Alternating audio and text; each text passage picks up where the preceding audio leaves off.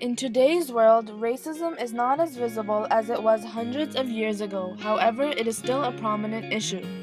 Racism is defined in the Oxford English Dictionary as a belief that one's own racial or ethnic group is superior, or that other such groups represent a threat to one's own cultural identity, racial integrity, or economic well-being, or a belief that the members of different racial or ethnic groups possess specific characteristics, abilities, or qualities which can be compared and evaluated. Bell Hooks specifically talks about the racism towards black women in her book Ain't I a Woman, Black Woman and Feminism. Specifically, she talks about how black women were prejudiced the most because of the effects of both racism and sexism. Sexism is defined in the Oxford English Dictionary as prejudice, stereotyping, or discrimination, typically against women on the basis of sex. This video will explore using Hooks' novel how racism and sexism affected black women through slavery and onward, and Hooks' many contributions to the feminist movement.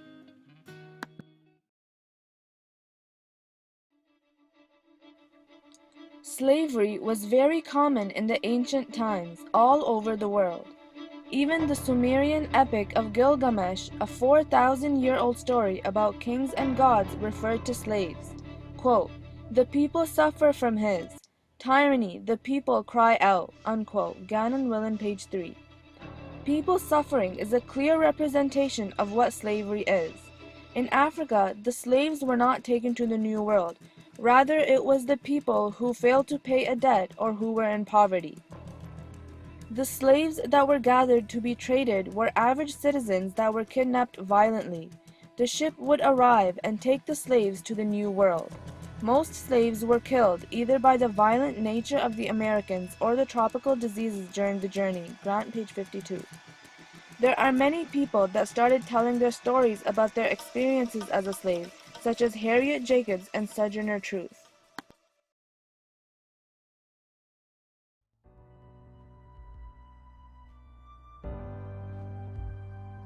Sojourner Truth was one of the most eminent preachers against slavery and the women's movement. Bell Hooks' Ain't I a Woman was inspired by Truth's speech titled Ain't I a Woman. The Norton Anthology of Literature by Women describes Truth as, quote, one of the most effective female orators of her time. Sojourner Truth spoke for oppressed people with humor and courage that are evident too in the story of her response to allegations that she was a man. She was said to have bared her breast at a women's rights convention. Gilbert and Gubar, page 510. In her speech, Ain't I a Woman, she says, "If the first woman God ever made was strong enough to turn the world upside down all alone, these women together ought to be able to turn it back and get it right side up again. And now they is asking to do it. The men better let them." Gilbert and Gubar, page 511.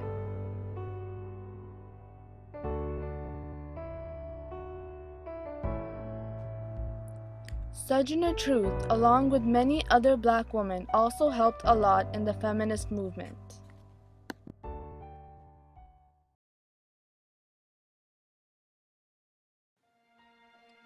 The New World was a predominantly patriarchal culture, where it was taught to kids in school that a woman was a sinful creature that was designed only to force males to commit sin and lustful actions. The woman was a creature that was supposed to be kept on the right path so that she would not be a distraction to the men of the world. Hooks, page 29. Contemporary black women could not join together to fight for women's rights because they did not see womanhood as an important aspect of their identity. As the racism of white women's rights advocates surfaced, the fragile bond between themselves and black activists was broken. A definite change in the role played by black women in the political and social affairs of black people occurred in the 20th century. When the women's rights movement ended in the 20s, the voices of black women liberationists were stopped.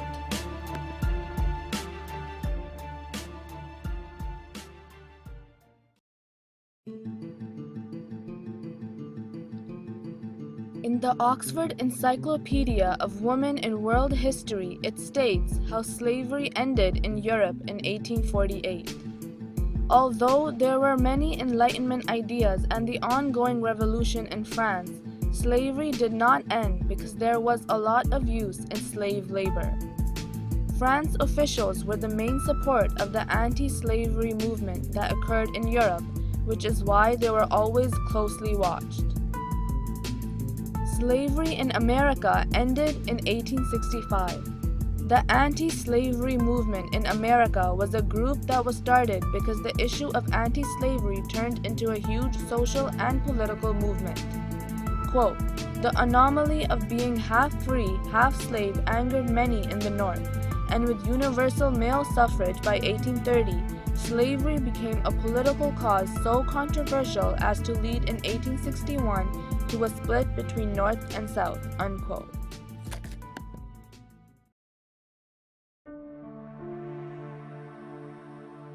Hooks talks about the image of black women after slavery.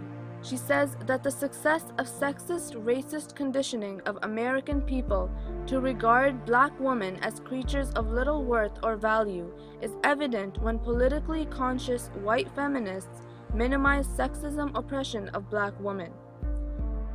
The raping of white women by black men caught a lot more attention than the raping of black women by white men because of the emerging of the stereotype that a black woman was a sexual savage. And in sexist terms, a sexual savage is not a human. Rather, it is an animal which is incapable of being raped. At the end of slavery, black men married white women. However, white men did not marry black women, because although the image of black men as born rapists was slowly dying down, the negative image of the black woman did not change. Hooks, page 52 to 63.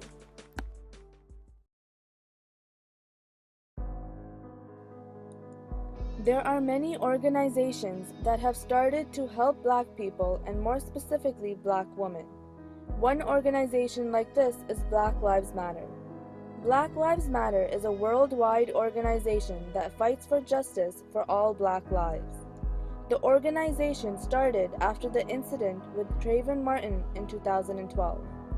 When 17-year-old Trayvon Martin was murdered and the shooter, George Zimmerman, was not held responsible for his crime, the deceased Martin was put on trial for his own murder because of the color of his skin.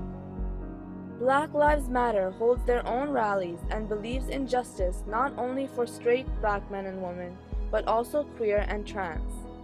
This is something that movements fighting for black people rights have not acknowledged before.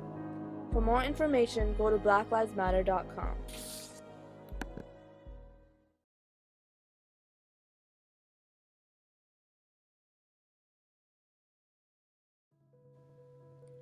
Bell Hooks was born as Gloria Jean Watkins in Hopkinsville, Kentucky, raised by two working-class parents. Her interest in writing about classism, sexism, and racism was created because of her childhood years.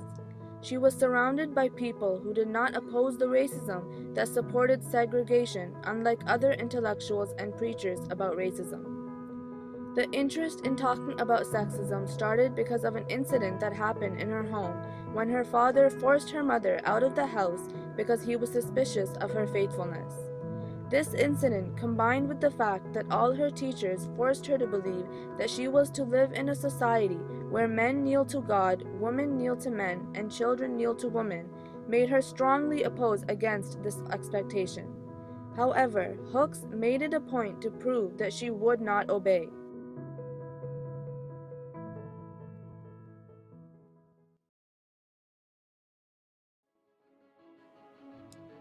Bell Hooks wrote many essays and did many speeches and wrote many books on the patriarchal society and racism that existed so heavily during that time, and today as well.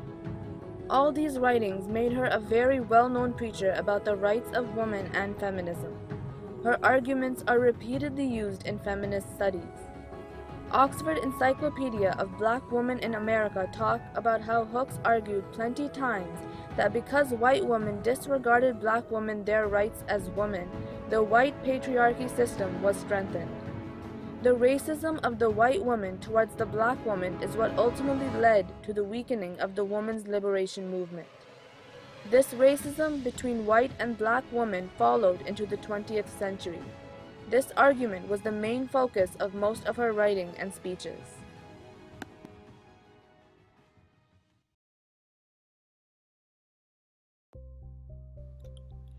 Ain't I a Woman was the first book that Hooks wrote in 1981. This book gained a lot of controversy because of her lack of use of footnotes, which made many arguments rise about the reliability of her work. Hooks explains how there isn't a single group like black women in history that has been so mistreated. She starts the novel with how slavery affected black women and explains how black men, and white women took advantage of them. Then she talks about the way they were treated after the end of slavery and their hardships concerning the women's liberation movement.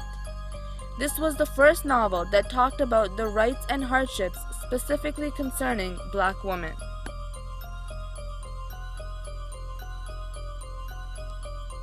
Linda Perkins criticizes this book in Political Science Quarterly, Volume 98, by claiming that Hooks doesn't highlight how much of a role was played by black men in the oppression of black women, and Perkins also argues that Hooks generalizes her arguments based on black women's awareness of their situation.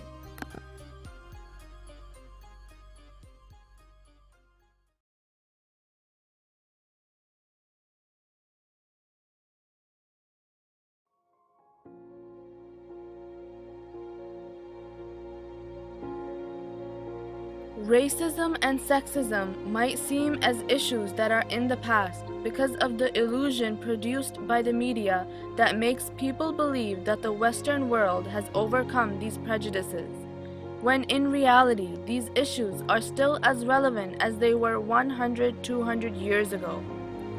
Women are still paid less than men even if they are in the same career path.